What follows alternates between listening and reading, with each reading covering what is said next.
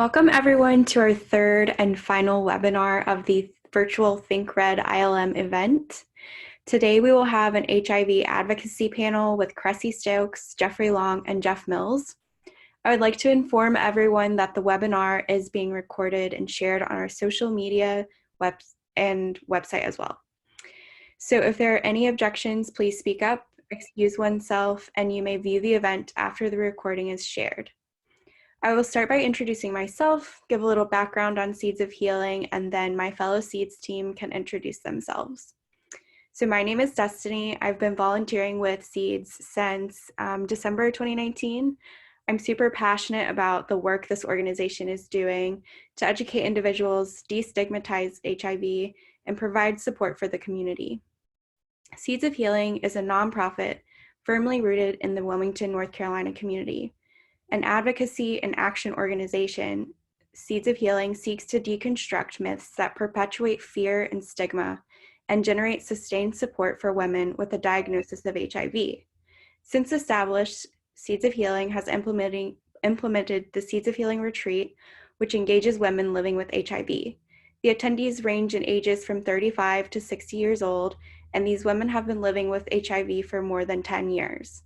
Seeds of Healing has an established reputation among the local community and extended county.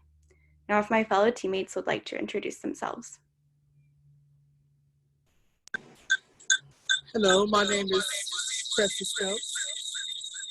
I am an advocate for people living with HIV and AIDS. And this is one of my compassion because I'm also been positive for 25 years. So it's very important for me to be on this panel tonight because I have a lot to say about people living with HIV and AIDS and how we are being treated. Thank you.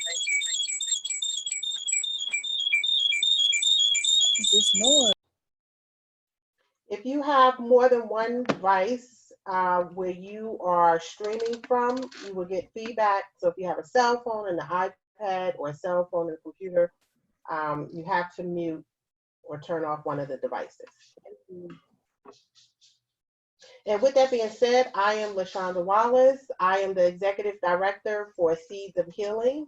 I will show my face. Hi, everyone. Thank you for being here. And I will pass the mic to Jeff Mills. Thank you, LaShonda. Hi, everybody. My name is Jeff Mills. I'm a long-term survivor with HIV/AIDS, diagnosed 31 years ago. This is my third year of activism with Think Red ILM, fortunately, and I'm very glad to be here.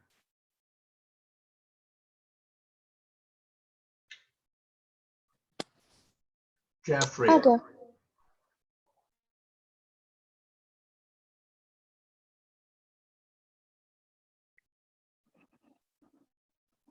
Is it me?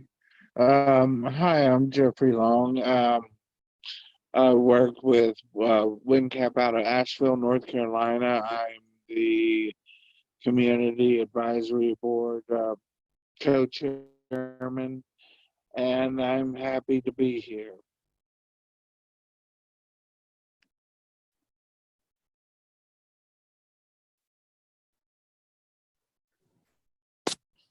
I'll go. I'm Mindy Yates. I am a board member with Seeds of Healing. I have been a nurse for 10 years, and for the last 2 years been with Seeds of Healing. And one of the reasons I got into working in the HIV field was I had an uncle who was diagnosed the year I was born. Unfortunately, he passed away in 2004, and he was like a father figure to me. And I remember right before he passed, I went to the hospital to see him, and I saw nurses walk in, walk out, not talk to him, not touch him. So I kind of got mad, and I was like, you know what? I was like, nobody should be treated like that. So I, the next day, went back down to college. I was a freshman in college, switched my major to nursing, and it's been the best decision I ever made.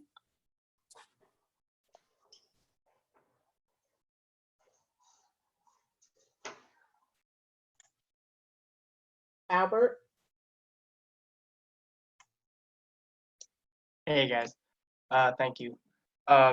My name's Albert. I'm a past Seeds of Healing volunteer. I help LaShonda and the other interns from UNCW, where I'm an alumni, at with the coordination and execution of the 2019 Think Red ILM Run Walk. This is a little bit different, but I'm still really happy to be a part of it, and I'm just happy to help in any way that I can.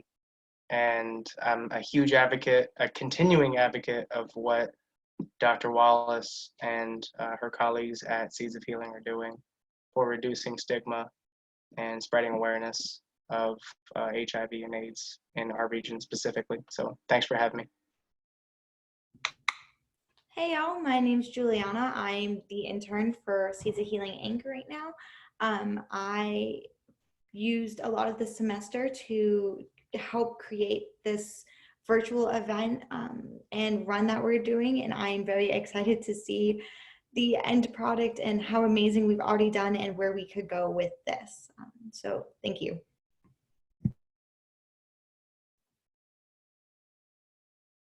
We also have one of our main supporters here, Matt Martin from North Carolina AIDS Action Network. Matt, would you like to say hi?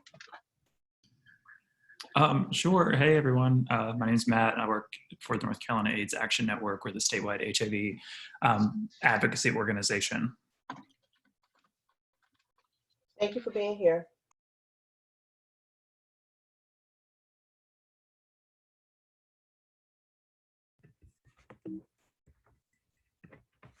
So we would like to take some time to thank our sponsors, supporters, and donors. And as I call it our sponsors, supporters, and donors, if anyone would like to self-introduce and make a few remarks, please do so. So this year, our gold sponsor was Gilead. It's a biopharmaceutical company that discovers, develops, and commercializes innovative therapeutics in areas of unmet medical need. The company's mission is to advance the care of patients suffering from life-threatening diseases worldwide. And I know Cece is on from Gilead if she would like to say a few words. Yeah, thank you so much. I've been a big fan of LaShonda for many years, and Gilead Sciences has worked diligently for decades to provide world-class innovation for HIV medication. So on behalf of Gilead, we are just super glad to support such a great initiative, and just glad to be able to do so. Thank you to everybody, and thank you for all that you do to impact patients' lives. Thank you. I know Beth Erland just joined if you would like to say a few words.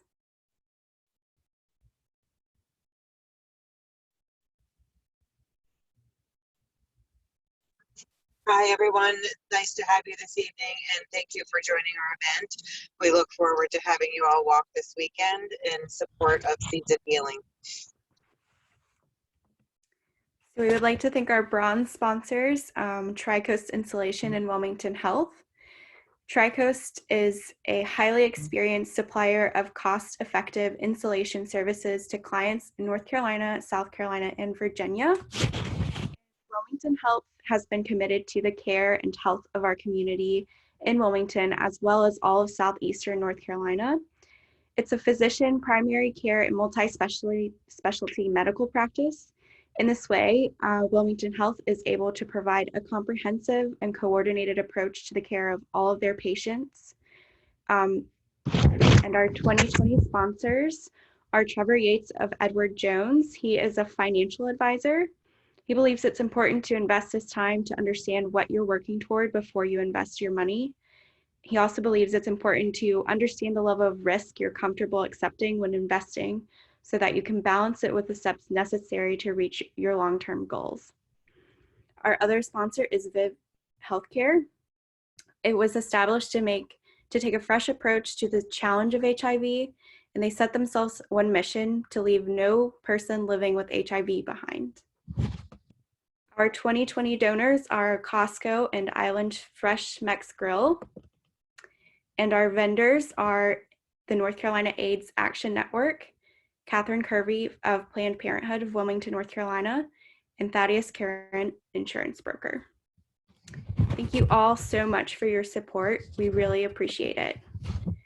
So we're going to go over a few logistics. Our run is August 1st through 3rd, and you can do it anytime. And registration is still accessible via Facebook, our website, or Eventbrite directly. It's $25, includes real-time access to the webinars, event t-shirt, race bag, and eligibility to win prizes.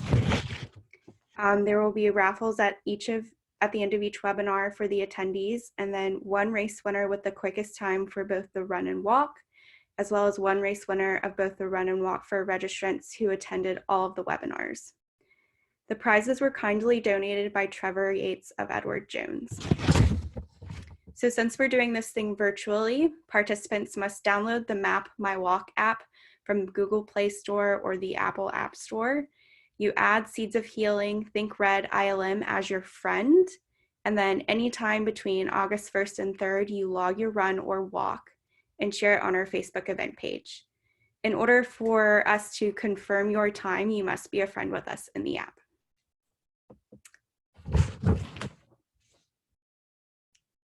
Juliana, would you like to do your poll?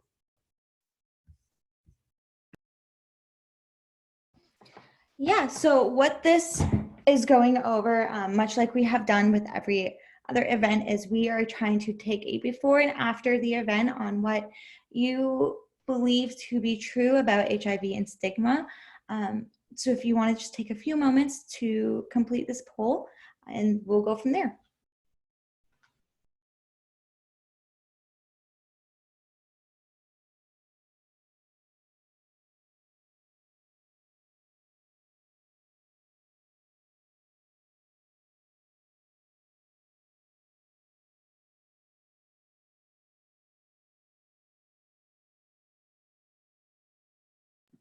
I would like to remind everyone that this poll is completely anonymous, so we can't see who's answering what.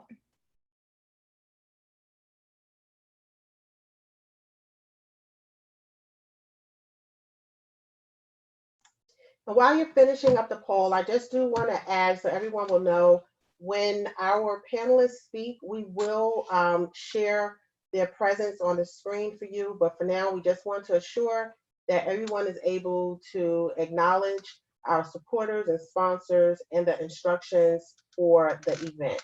So we appreciate your patience, and we hope that that has been helpful. We're going to end the poll in about 10 seconds.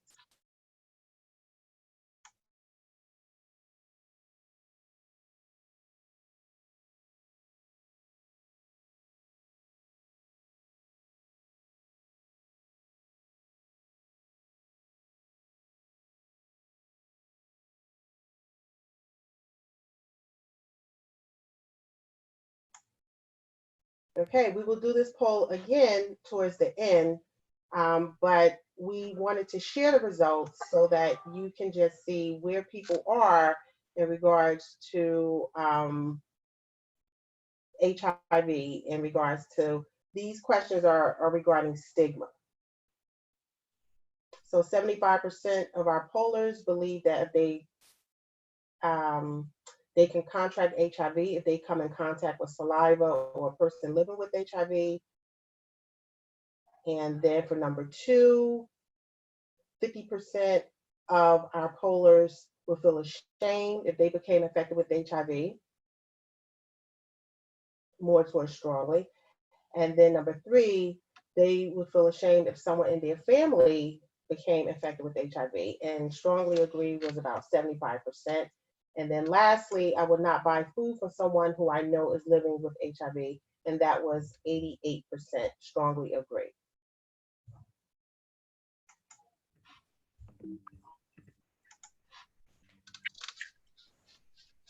Our first presenter today, our first panelist is Cressy Stokes.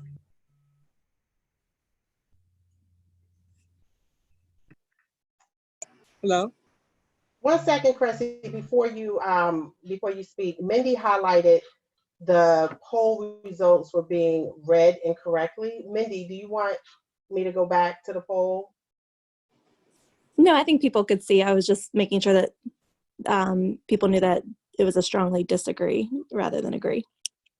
It was a strong disagree. Okay. For, yeah, the lower numbers. So I read it backwards. Okay. Thank you for highlighting that. No problem. All right.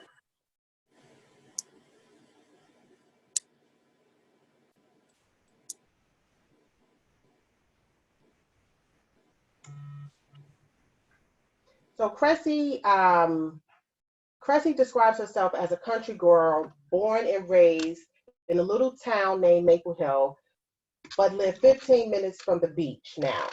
She's done a lot of volunteer work before becoming an advocate for HIV.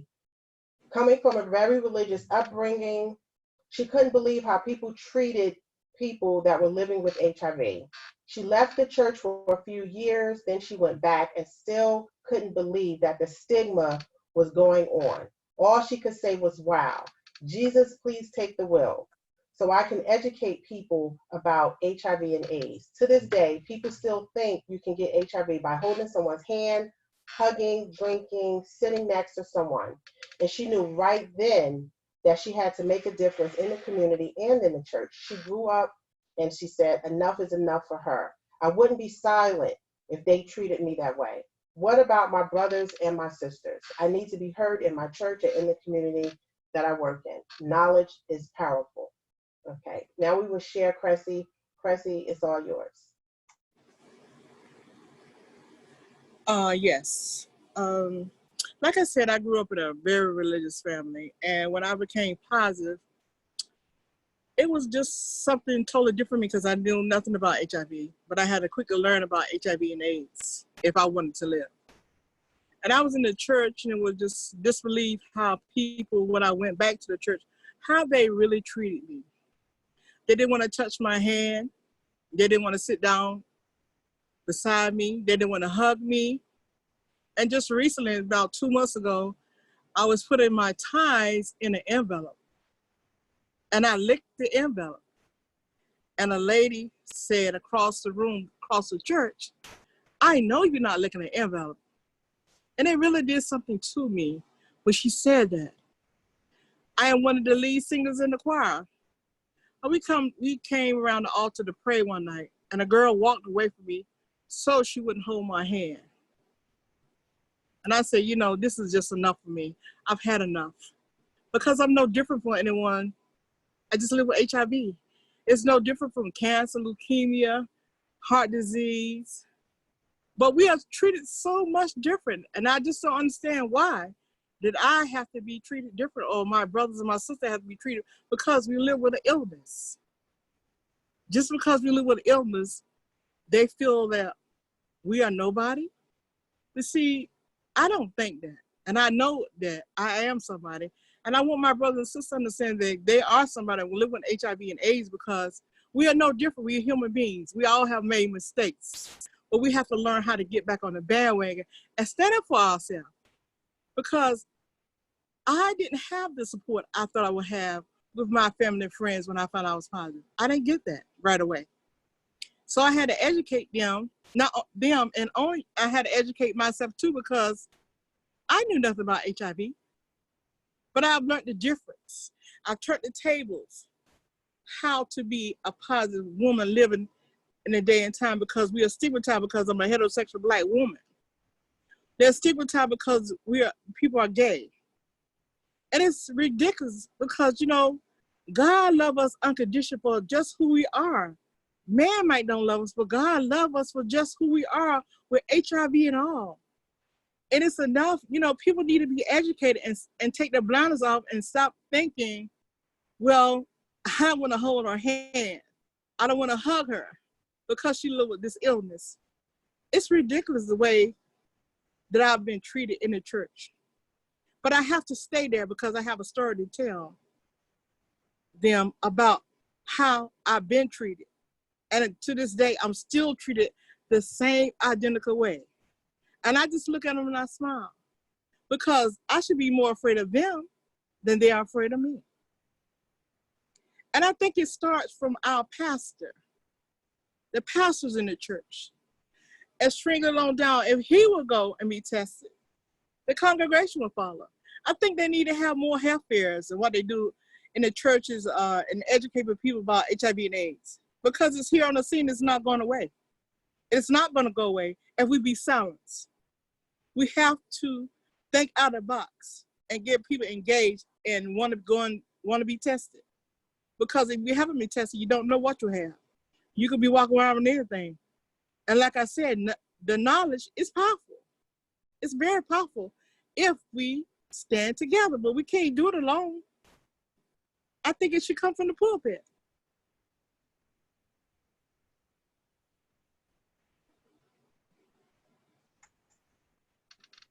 Thank you for that testimony, Cressy.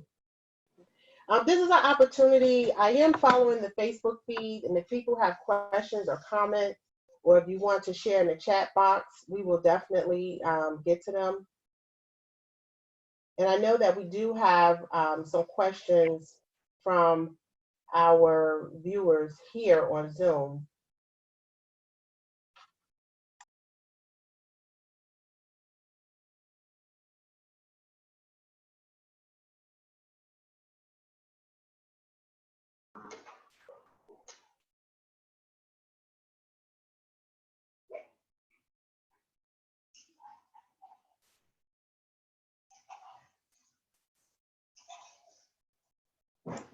Albert, did you have a question? Yeah, I was going to type it, but can I ask it? Oh, yeah, certainly. That'd be Oh, helpful. absolutely. I'm sorry. So I was just writing down some general questions when one really like hit me when you were talking about your story, Cressy. And one is like, what is a specific way that you've confronted stigma or somebody coming at you with a problem with who you are and with having the illness, thinking that there's something wrong with you, or saying this, that, and the third, may not have the best kinds of information backing their behavior towards you. Like, I'm just curious, and if you'd like to share, like, how do you go about navigating and confronting that? The first time I cried. Right. And how I deal with it on a day-to-day basis is because, I know I'm no different than no one else, but I just refuse to be treated different anymore because of my illness. Because I'm a human being. I made mistakes. We all are born into sin. We all have a sin. But the thing is, we have to get our eye off a person and understand how I live from day to day about living with illness. It made me be a better person because, I couldn't have be the woman I am today if I didn't trust God. Because people just walked away from me. They didn't want to have anything to do with me because of my illness. But when they need something in the church, if they need something to cook or something done, they say, well, we'll get Cressy to do it. And that's how I deal with it because, I tell them, yes, I'm sick, but I'm a human being. And you have to treat me as a human being because I'm not selling for nothing less any longer. Because I am just like the next person. I just live with an illness. And who's to say that you don't live with something if you haven't been tested? And they don't realize if you be tested, everybody would know. But the thing is, they're too ashamed to go be tested. They don't want to associate themselves with somebody living positive. But I tell them, you know what? That's your loss. Because I'm going to live my life to the fullest. Thank you. So that's how I'll deal with it. Yeah, no, I totally understand. You just basically, you stand up for yourself and you stand behind your faith and how you're just a normal person. Yeah, there's just, there's really nothing wrong. And I mean, I'm glad that you take upon that realization that there's really nothing wrong with you at the end of the day. And I think that's really noble. A follow-up question, because I could tell that you're a very religious person, and very involved with your church group. So in a few words, like, how can your church, how can the church in general, just, how can religious organizations change the stigma or positively have an impact on the stigma associated with the virus? Just like I said, it starts from the head of the church, our pastor. If our pastor will get on board, his flock will follow him. if you're Right. going to be tested have the people in the church be educated about HIV and AIDS, it would be a great thing. But the thing of it is, we have to have those conversations, those side conversations with my pastor. Say, well, this is what we need. You talk about diabetes, you talk about cancer, you talk about lupus, but let's talk about HIV. They even talk about the COVID-19, and I'm saying, okay, COVID-19 is here. I'm saying yes, COVID-19 don't have no kind of vaccine or cure. HIV have medicines that we take, and we are living longer with HIV, and people not realize. Okay, you want to talk about the COVID-19, but what about HIV? COVID-19 just coming on the scene. HIV been on the scene forever, and they don't want to talk about it. So the thing of it is, if the pastor would get on board with it, I think everybody else in the church would. And if they would do health fairs to educate people about HIV and AIDS, because they have pamphlets and stuff that we can have in the church. They can do a big health fair at the church and let people be educated.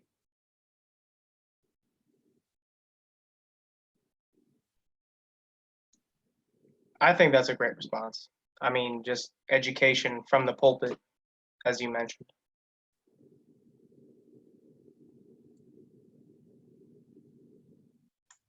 Thank you for that. I mean, like, it really does.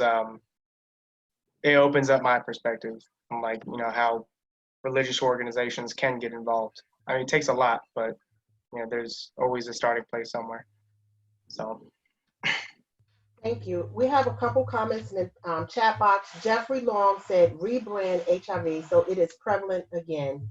And Mindy Yates wanted to say, Cressy is an amazing human being. She has educated so many people, and especially new nurses, about stigma and HIV. I personally cannot thank her enough for all of her outstanding work that she continues to do in the community. Thank you so much.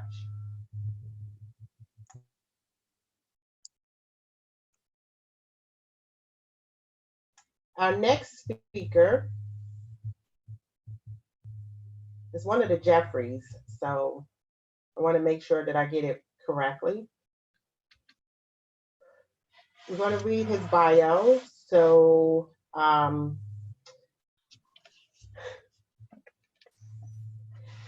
I'm trying to share my screen, but that's okay. I believe that is Jeffrey Long. Jeffrey Long will be speaking now, and I know that Jeffrey Long is joining us from Cherokee, North Carolina. And while you search for his bio, I'm pretty sure that I have his information near us. I do. So Jeffrey Long, he starts off his introduction with Shayo Nagata, which means hello, how are you in Cherokee language. I am Jeffrey Long, a member of the Eastern Band of Cherokee Indians and a person living with AIDS, located on the western end of the state in Cherokee, North Carolina. I became an advocate about 5 to 6 years ago, and I have never kept a count of actually how long, because that wasn't important to me at the time. What was important to me is getting started in my advocacy right away. Lost my husband to pneumonia, and he always wanted me to do something with my HIV status, a serodiscordant relationship. So when he passed, I was lost, and advocacy kind of saved my life. A friend that works at WNCAP in Asheville, North Carolina, which is the Western North Carolina AIDS Project, sent me on this 2-year stint with the state of North Carolina on the HPCAC board. From there, my name blew up because I was the only Native person doing this type of work, and still am in my parts of North Carolina. I do believe it will continue until my personal health will not let me anymore. Jeffrey Long, an advocate for life, a voice for those who can't express theirs. So thank you for being with us, Jeffrey. You got the mic. Thank you for having me. Like LaShonda said, Dr. Wallace said, I am from Cherokee, North Carolina. Been an advocate for, like I said, I don't know how many years, 5, 6 years. I work closely with NCAN. They take me on several lobbying trips, as well as I work with WinCap out of Asheville here. I'm here to speak on Medicaid expansion. I actually just got an email from NCAN stating this week marks Medicaid's birthday, and they have tons of events virtually to attend to celebrate this week.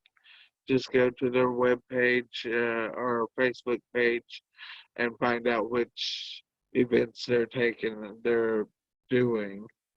Happy birthday, Medicaid, Pitt County, July 30th. Happy birthday, Medicaid in New Hanover, July 30th as well. I actually put together a little rundown of what is, because we haven't really been doing or going on trips this year because of actually COVID, and I've kind of lost my way in what's going on with Medicaid and Medicaid expansion. So I put together a little thing that I guess everybody here knows what Medicaid is. Let me find it. I was all ready for this. Okay, as of mid-July 2020, there are nearly 90,000 North Carolinians who have been infected with COVID-19, which is a virus, which the virus has not gone away. On the contrary, it will continue to make its way through the Tar Heel State at an alarming rate over the past couple of months. It has, wearing our mask and taking precautions to help flatten the curve and keep the spread at a low transmission rate. As you can tell, I'm lost and nervous. Okay, and as of July 7th, 2020, North Carolina's legislation has decided to put off Medicaid expansion for another year, but passed a Medicaid transformation bill to continue the transition from fee-for-service to privatized managed care organizations, local news outlets explained. North Carolina Senate Bill 808 set up the funds for the Medicaid Transformation Project. It also established that the Department of Health and Human Services will need to be ready for Medicaid transformation starting July 1st, 2021. The state has already contracted with 5 Medicaid managed care organizations to administer the Transform Medicaid program. Oklahoma has become the first state to adopt Medicaid expansion during COVID-19. So hopefully the COVID-19 will help us get Medicaid expansion, because there's several states that have followed suit with Oklahoma in the expansion. Meeting the 2021 deadline will be a challenge, so hopefully we can get there. It's doable with the conditions. The conditions is that the state needs to wrestle with how to handle the coronavirus pandemic first. Strong partnerships with the other agencies will be key to enabling an effective response. The second condition is that the DHHS will need to restart its transformation process, which the coronavirus pandemic partially interrupted. So with that, I hope we can get this expanded, because it would help a lot of families out there right now with the COVID prices, testing prices, everything like that. Where I'm on the reservation, I really don't deal with my Medicaid that much. My hospital usually picks up most of my tabs, so learning into this Medicaid is a new aspect for me. So I'm going along with what I've researched last night. Thank you so much. I have a question Anyone else, we want you to type your questions into the chat box. And I will see if we have any social media questions. But I just wanted to ask, Jeff, we hear about HIV and the differences among Black and white and Hispanics. Can you give us some insight, if you are aware of how HIV has affected Native Americans? We in my tribe, we only have maybe 2 or 3 actual people that's infected with HIV. We have more so with Hep C because of our drug use on the boundary here. And I was also a part of being on that board to bring in the needle access program. We got kiosks and everything for needle disposals. So we really don't have that much of an effect with the community. I really don't get that much stigma because I've not really hidden my status from anybody. As soon as I found out, I wasn't out on the road just blasting it and telling it. It wasn't something that I hid, you know. And so that I really didn't get too much stigma with that. Others, not so much, because the LGBT community here is revered as a higher standard because we can do both roles. So the stigma's not that bad. But if I go on out to the outer lying counties, yeah, it's pretty redneck out there, and I get a lot of stigma. We so appreciate your transparency, and thank you for bringing up the mention of hepatitis C. We do know that, well, I will share that the same way that HIV is transmitted, that also is the same way someone can become affected by hepatitis C through semen, vaginal fluids, sharing ropes, blood from a mother to an unborn child. Those are the same ways. And people that live co-infected with HIV and hepatitis C, they definitely do have, some challenges and some uphill battles. But treatment is definitely available not only for HIV, but a cure is available for hepatitis C. We do have a couple questions in the chat box, and it's specific. I know you mentioned that being on a reservation, you have access to treatment because you are a native, and it might be an opportunity from NCAN to sort of correspond to jump in. But the question is, how can a person help getting paid, have get payment for HIV treatment and medications? And then how can Medicaid expansion help expand the treatment and medication access for HIV?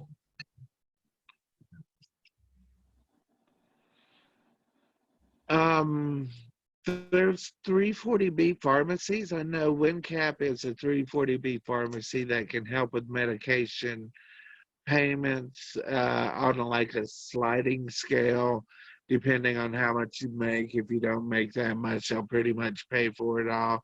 If you make a certain amount, they'll pay half type thing. There's 340Bs that I know of.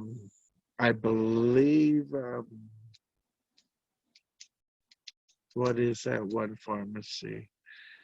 I can't remember the name of it, but they're, just look for your 340B pharmacies and they'll help you pay for your meds, as well as getting on Medicaid to pay for your hospital visits and things like that.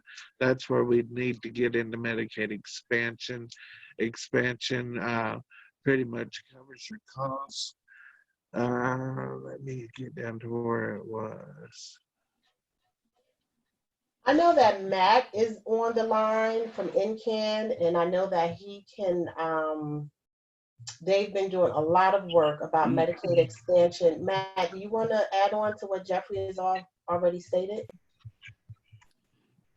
Sure, yeah. So to answer the first question around how can a person get help paying for their HIV treatment and medication, one program that we have here in North Carolina is the HIV Medication Assistance Program. So that's a program specifically for uninsured folks and folks who are low income that can get onto the program that helps offset the cost or pay for their medications completely. Luckily, a couple of years back, we also, through the HIV Medication Assistance Program, now allows for premium assistance.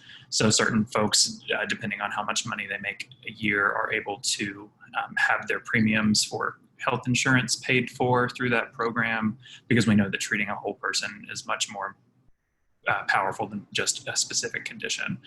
As far as Medicaid expansion, and just in the state of North Carolina, if we were to expand Medicaid, over 500,000 people would gain access to healthcare coverage that are not traditionally covered under the Medicaid program. And of course, that would be a large number of folks who are living with HIV. Medicaid as a program is the largest insurer of people who are living with HIV in the United States. I believe it's over 42% of people who are living with HIV depend on the Medicaid program. So that number would just increase should we expand Medicaid in North Carolina and provide health insurance for folks who do not have that. Thank you, Jeff. And how can people, thank you, Matt. How can people get involved with the event you guys got going on this week? Well, it's not the event, it is anniversary for Medicaid, but I know NCAN has some specific activities. Yeah, so to celebrate the 55th birthday of the Medicaid program, which is this Thursday, the 30th, we're hosting two virtual birthday parties. This is kind of the first year that we're having to do this because COVID-19 has changed everything to virtual, but I have dropped the one that's Wilmington specific in the chat box. You can go to bit.ly/HBD Medicaid Wilm. I dropped that in the chat so you can link it that way. And it's going to just be a virtual celebration to celebrate the amazing things that Medicaid does for the HIV community. That's a great way to get started. And that can also be found on our Facebook page and on our website. Awesome. Thank you. Can you drop the website into the box for us? Sure. Thank you, Matt, for helping me. Thank you so much, Matt and Jeffrey. We'll be moving to Jeff Mills now. Let me just share my screen.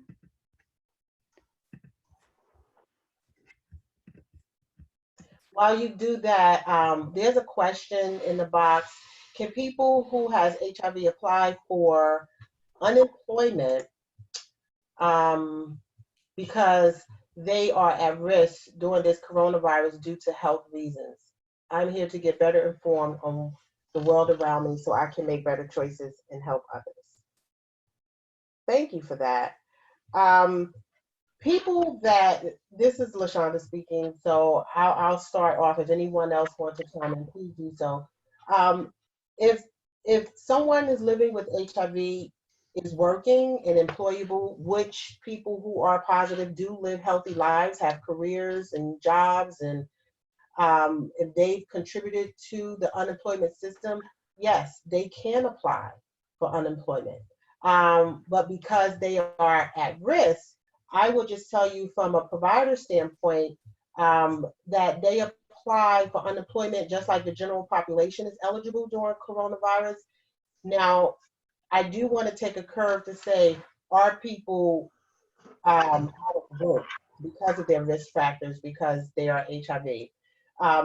With someone who is HIV positive, even if their HIV is under control, if they have other comorbidities, such as diabetes, such as COPD, which is a pulmonary chronic disease, if their risks, are extremely high and their provider decides to take them out of work because the chances of them getting coronavirus may impact the longevity of having a healthy life, or maybe they may have some devastating outcomes, then that is a decision that they do make with their provider. I will say that in some instances, people have been written out of work, but those are individualized cases. But thank you, Dory. But again, I just want to reiterate that people that are positive do live healthy and productive lives, and most people do quite well, just like the general population for those who are not positive. I think there are, okay, so the web links are there, and we will move on to Jeff Mills. Jeff Mills is a 72-year-old long-term survivor. His road to advocacy and activism in the HIV and AIDS community has been a lengthy and rewarding one. He was diagnosed HIV positive in 1989 in San Francisco, California, after living 18 years in the city. He lived through the worst of HIV and AIDS plague years there and was eager to bring his experience of survival to a new community when his spouse of 21 years, Ed Adams, and himself came to live in Wilmington, North Carolina in April of 2013. Since then, he volunteered and shared their story while being a member of the Cape Fear Equality, the Frank Hart Foundation, Sage Wilmington of the Cape Fear Coast, and North Carolina AIDS Action Network, AARP, Seeds of Healing, HIV Awareness Run Walk, and the AIDS Pool Comes to Wilmington in 2019. These last years in North Carolina have been exhilarating, if exhausting at times, and he is grateful to the community of dedicated activists for showing him the way. Hashtag Think Red ILM. Thank you, Jeff.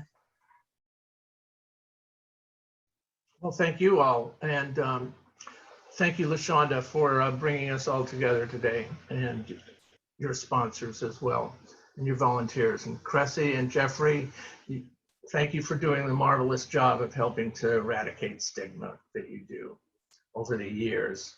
You know, it's very important. And I, as a long-term survivor of HIV/AIDS, I was sometimes activist over the 80s and the 90s in California when I was living there, and a member of ACT UP, and participated in several protest events in those years.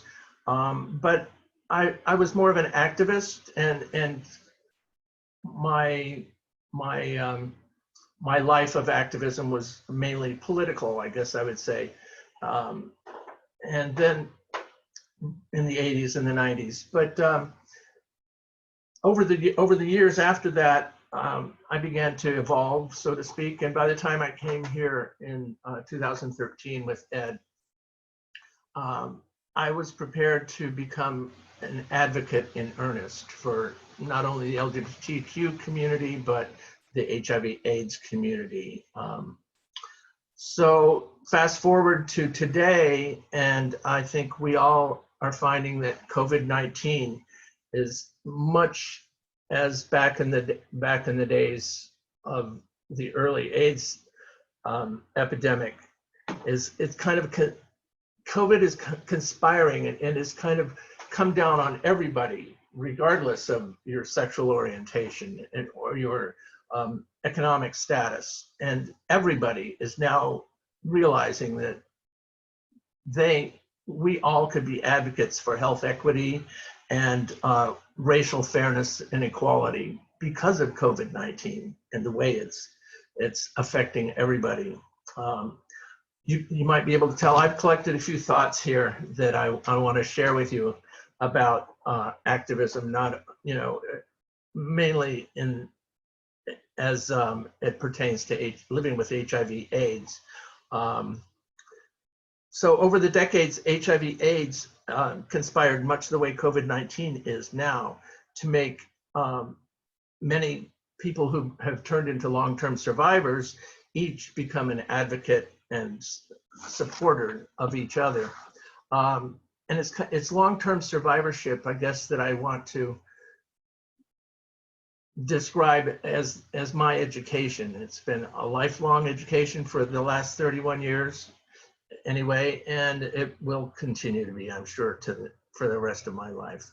And the blessing of long-term survivorship, the blessing of HIV/AIDS, is that it's taught me compassion for other people that might have taken me much longer to learn. if it weren't for HIV/AIDS. It gave me automatic membership in a community of like-minded and sympathetic souls that has, that have been my friends ever since. And so I'm very proud of them, despite losing many of them to the epidemic. But it's having HIV/AIDS has forced me to pay a lot of attention to the details and the science around health and medication. And it's also taught me a lot about attitudes. Fighting stigma teaches you a lot about people. We discussed before having this event, those of us in the Seeds of Healing kind of shared some talking points, some questions that we kind of want to bring to people's attention tonight, hopefully to stimulate some thinking or even discussion. And one of the topics is about educating children, bringing education around HIV/AIDS to the schools. And, I think as the generation of parents whose children are in school becomes younger and younger, the stigma, I think, becomes less and less. And just an opinion, I think that the earlier students are exposed to health education, education around sexuality, the better. And it's kind of a tricky thing trying to decide when that would be possible. But I'm here to, advocate for early education around HIV/AIDS in our schools, and which will eventually, I'm sure, help create a society where the stigma is not nearly so destructive as it is. And as an example of a way to instruct the young, when the Frank Carr Foundation and Sage Wilmington and Seeds of Healing and AARP and North Carolina AIDS Action Network all collaborated on bringing 32 panels of blocks of the HIV/AIDS memorial quilt to Wilmington to celebrate World AIDS Day last December in 2019. It was a perfect opportunity for groups of children to be taken to see it, and it's a very dramatic way to teach the history of the HIV/AIDS epidemic and to sort of create a sense of compassion around the stories of HIV/AIDS. Anyway, future examples of that type of project would be a wonderful way to continue to educate children.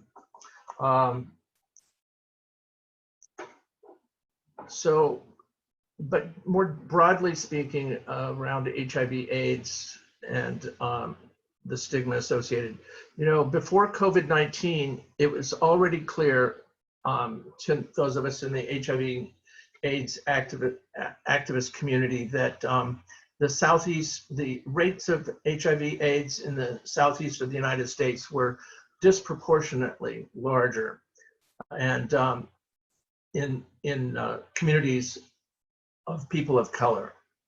So in that regard, the HIV community was already shared a great kinship with the Black Lives Matter movement in many ways. So today, that is even more pointed with COVID-19. So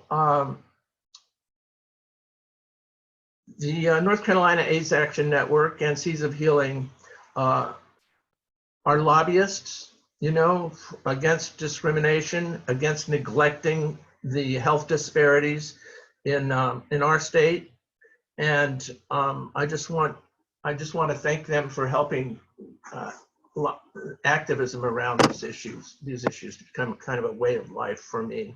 And thank you all for joining in this evening to with your presence to help further the struggle along. Thanks a lot. Thank you for being always present and available, Jeff. We appreciate you. Jeffrey Long wanted to just add on that he felt podcasting in schools led by students and a health educator would be a good way. I guess that's what he was adding, would be a good way to educate in the educational system. Thank you for that comment, Jeffrey. Oh, I have a point that I am meant to include, if I can, just briefly, especially around adherence to medication. You know, over 3 decades now, I didn't start out as adherent with my medication, which was experimental back in the day. But as I am, and I've learned to become adherent. In other words, I take all my meds every day without fail.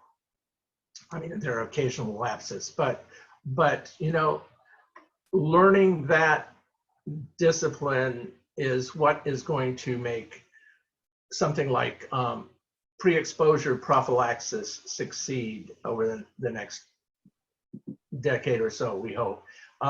Because if people learn adherence to taking advantageous medications, we're going to be able to minimize the effects of HIV/AIDS on people's bodies and lives.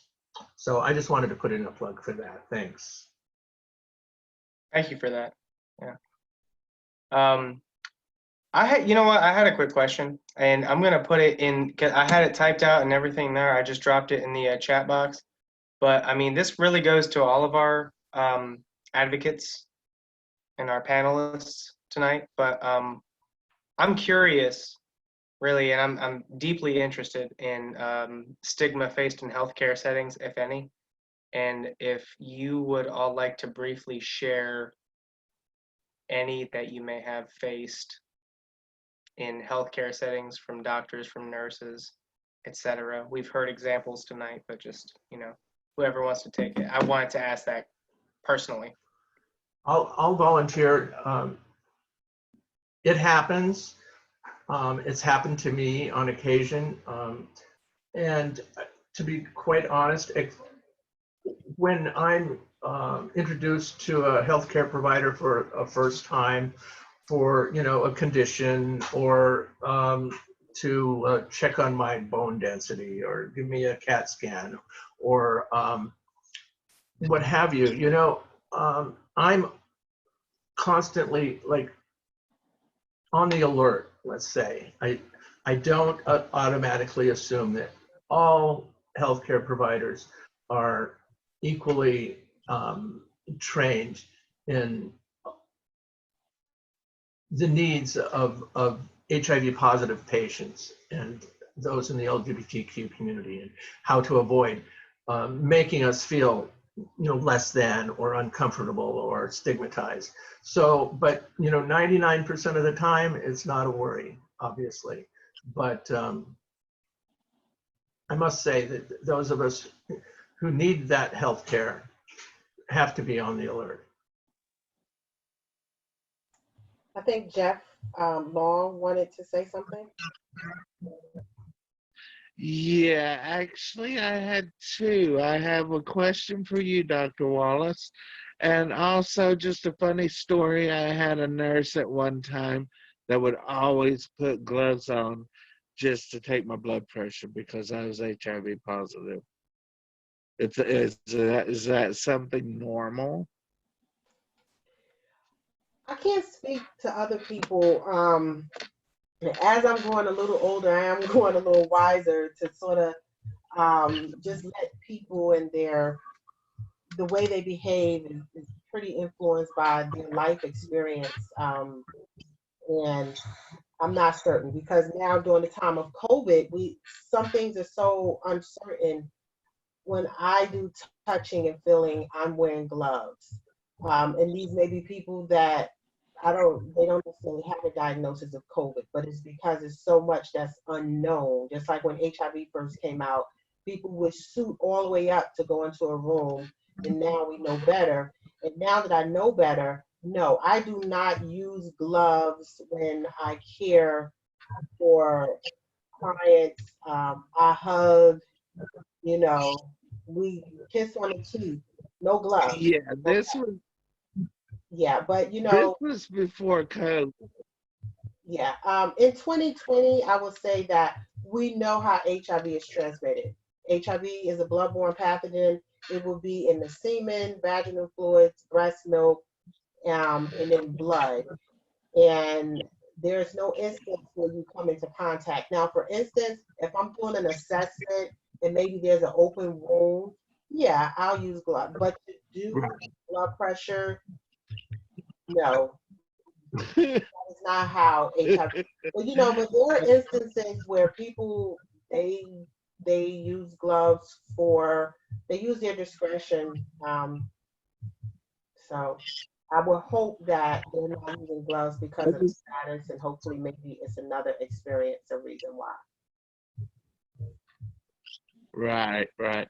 And another one, the medication adherence, I have read research about, and I wanted to pick your brain about this, Dr. Wallace, about if you have at least 4 days of medication in your body, that you could skip a day or so, or if you happen to forget a day.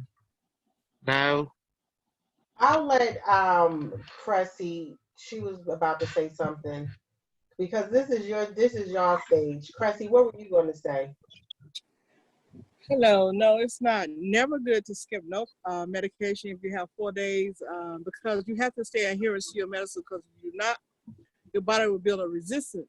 And it's up to each individual that's living positive to take their medication and take it on time and be adherent at all times with their medication. Like I said, with me, I started out with 22 pills to take a day just to live. But today I take 1 pill and I didn't think I was going to never get there. But I had to say, well, I have to take care of myself. So it's up to each individual to take their medication. As I say, you can lead the horse to the water, but you can't make the horse drink that water. That's something we have to all practice for ourselves. That's HIV positive. We have to know that we have to take our medication because people are not dying with HIV. They might be dying with complications, but if they're dying of AIDS, it's because they refuse to take their medication. Because the medication have come so far and so advanced that we all need to take responsibility for our own health. We can, the doctors are there to help us, to guide us. And I can't say nothing bad about the care team because they treat me as a family. I haven't had a bad experience going to the care team. When I first found out I was positive, when I went to the clinic, I did because everybody there knew what was wrong with me but myself. But the thing is, it's up to each individual to take care of themselves and take their medication because we have something called the buddy system. If I forget to take my medicine, my partner say, well, have you taken medicine tonight? We do that vice versa because that's something good to have. You might got a friend, they take medication. Well, give them a call. Have you taken medication? The things on your phone or your watch can tell you, how to take your medication. But you got to take it. If you have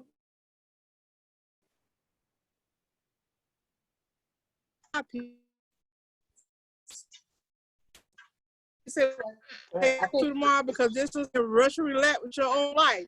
You got to be adherent at all times. Thank you. So I think in summary, Jeff, we got the answer. No drug holidays. No, your medication is prescribed for daily dose. It keeps the virus asleep. And if you do not have the medication in your system, the virus wakes up. And when the virus wakes up, sometimes it changes. And that's when you can run into resistance. And that's the simplest way I can say it. The medication is to be prescribed and taken every day, just as if you take your blood pressure medicine and your blood pressure medicine or your diabetes medicine. And with that being said, I have one other question. What would you tell someone else who was newly diagnosed?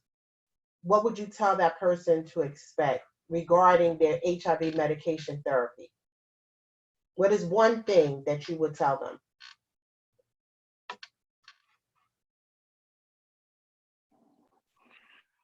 I would actually tell them you will have good days and you will have bad days on it, but just to power through.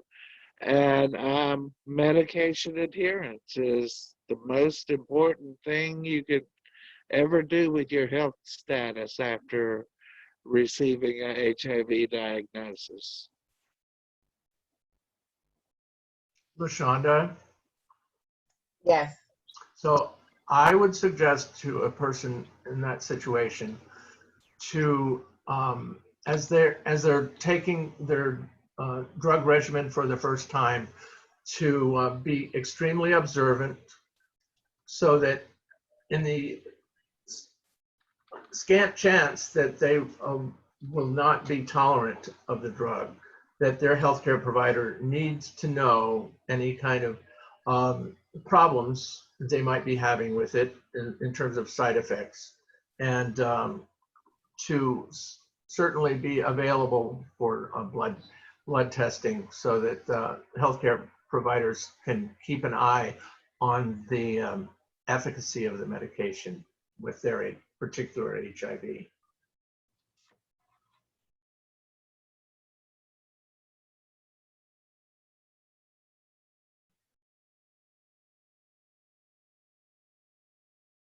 And that's all. Thank you.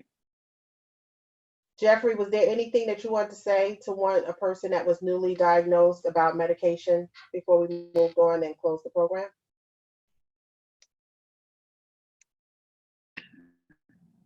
Oh, I basically agree with Jeff Mills.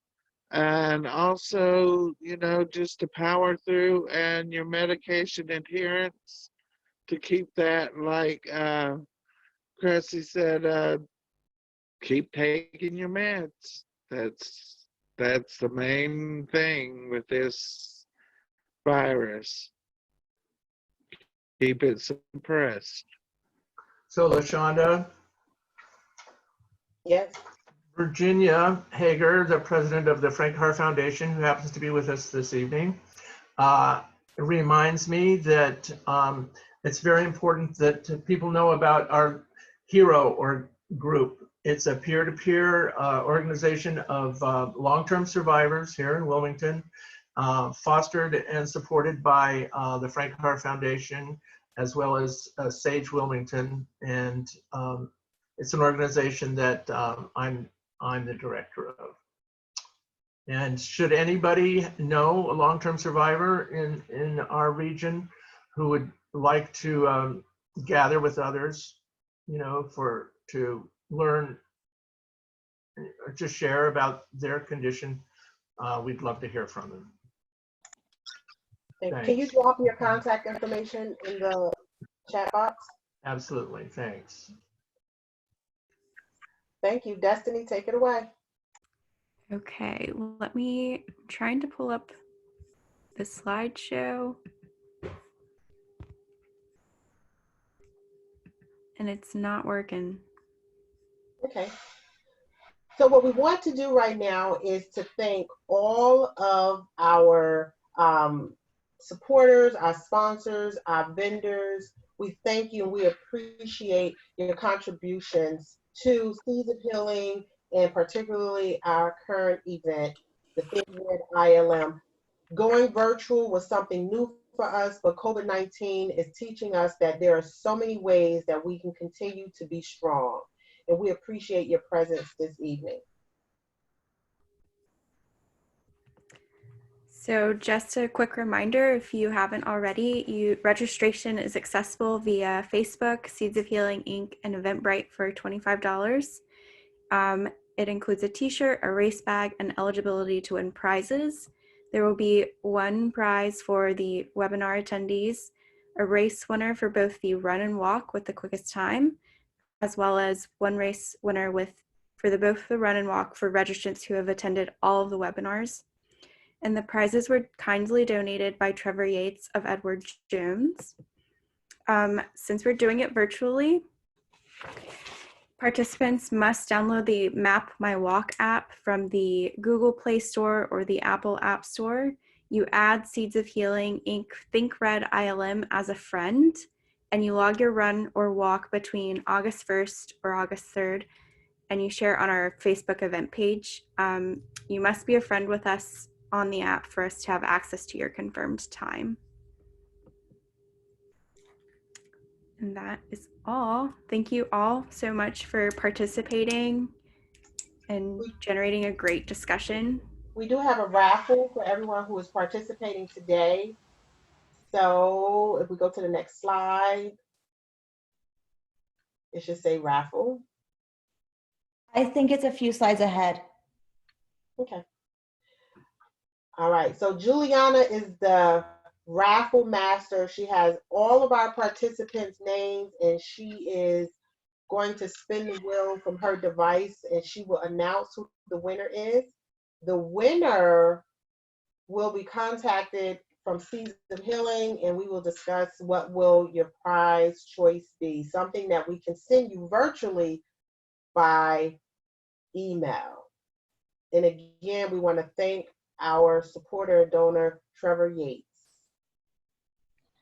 And our winner today is Dorian. Are you still on with us? Let me see, is Dorian still present? Dorian is present. Congratulations.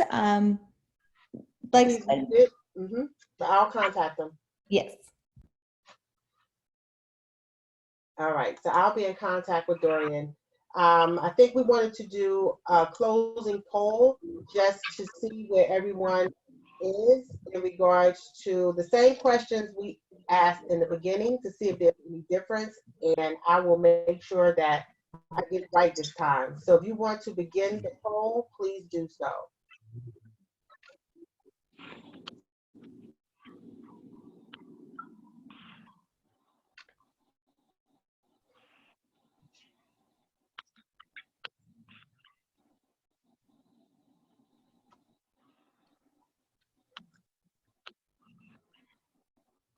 I'm going to give you about 10 more seconds for everyone who plans to participate. Hopefully they will have the opportunity to.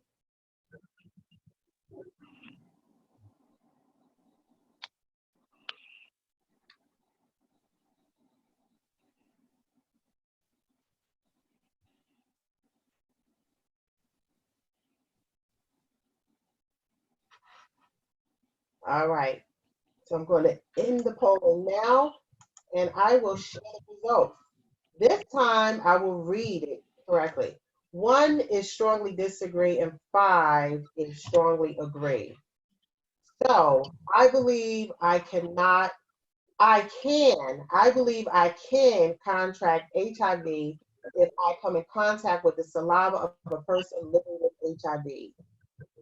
The majority of the people strongly disagree.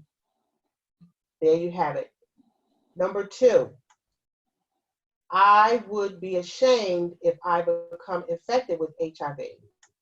1 for strongly disagree and 5 for strongly agree. 73% said they strongly disagree. Number 3, I would be ashamed if someone in my family became infected with HIV. 1 for strongly disagree, 5 for strongly agree. That question received 100% to strongly disagree. And number 4, I am less likely to get tested because I am afraid of what people might think about me. 82% of our respondents strongly disagree. And lastly, I would not buy food from someone who I know is living with HIV. 100% said strongly disagree. I do believe that there was a difference in our outcomes this time. And so that means that our awareness and stigma reduction activities are making a difference. So I do thank everyone for participating and giving us an hour and a half or more of your time tonight. And we look forward to your registration and for being there for our Think Red ILM, August 1st to August 3rd. You have one time to get it right. Don't forget to set your timer on your map your walk, and you have to cut it off when you finish your race. We will send out email instructions before the kickoff. Thank you all for being here. Thank you. Thank you. Thank you. Have a good evening, everyone. Have a good evening.